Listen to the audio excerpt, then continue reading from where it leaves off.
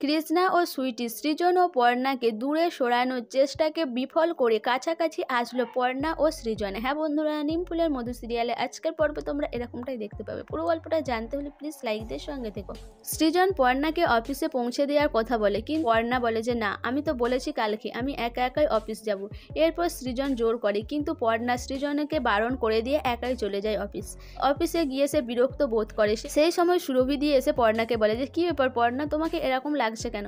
তখন পর্ণা বলে যে বাইরে যা গরম, বাসে অটোতে আস্তে আস্তে একদম গরমে হাঁপিয়ে উঠেছি। তখন সুরভিদি বলে কেন, কি ব্যাপার, তোমার সৃজন কোথায় গেল? পর্ণা বলে কেন, সবসময় কি সৃজন দিতে আসবে? সৃজন কেন আসবে? আমি কি নিজের রাস্তাঘাট চিনি না, একা আসতে পারি না? এরপর সুরভিদি বুঝতে পারে যে পর্ণা হয়তো একটু ডিস্টার্ব আছে। এরপর সুরভি ওখান থেকে চলে যায়। পর্ণা বুঝতে পারে যে সুরভিদির সাথে যেটা করেছে সে ঠিক করেনি। এরপর পর্ণা গিয়ে সুরভির কাছে ক্ষমা চেয়ে নেয়। তখন সুরভিদি জিজ্ঞাসা করে কি হয়েছে। এরপর পর্ণা সুরভিদিকে সব কথা খুলে বলে। সুরভিদি বলে এত সহজে কিন্তু কাজ ছাড়াছাড়ি হওয়া যায় না, আবার ওই বাড়িতেই থেকে।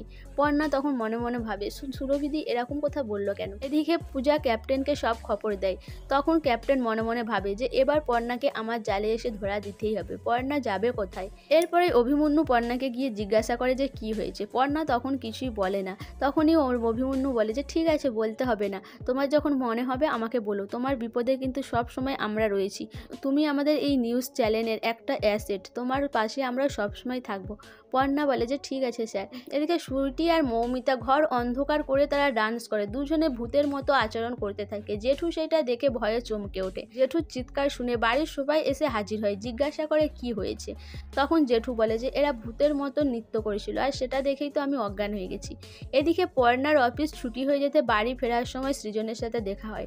পর্ণা বলে যে আমি তো আপনার সাথে যাব না বলেছিলাম, আপনি কেন এসেছেন? তখন সৃজন বলে যে আমার এখান থেকে যাওয়ার ছিল তাই যাচ্ছি। এরপর সৃজনের জোড়াজুড়িতে পর্ণা সৃজনের সাথে বাড়ি ফিরতে বাধ্য হয়। এদিকে ভূতের মতো নৃত্য করে জেঠুকে ভয় পাইয়ে দেওয়ার জন্য ঠাম্মি বলে যে তোমার দিকে 50টা উঠবোস খেতে হবে। এরপর সুইটি আর মৌমিতা বাধ্য হয়ে 50টা উঠবোস খায়। এদিকে আগামীতে দেখানো হয় যে পর্ণা আর সৃজন দুজনে মিলে ডান্স করে, যেটা দেখে বাড়ির সবাই অবাক হয়ে যায়। কৃষ্ণা আর সুইটি হাঁ করে তাকিয়ে থাকে। কৃষ্ণা ভাবে যে আমি এত চেষ্টা করে পর্ণা আর বাবুকে আলাদা করতে পারলাম না। সো বন্ধুরা, পর্ণা আর সৃজন কি সত্যি আলাদা হবে, না তারা বারবার আলাদা হয়েও এক হয়ে যাবে? তোমাদের কি মনে হয় অবশ্যই আমাকে কমেন্ট করে জানাবে। আর আমার ভিডিওটা ভালো লাগলে প্লিজ সাবস্ক্রাইব করে দিও, আর লাইক কমেন্ট শেয়ার করো।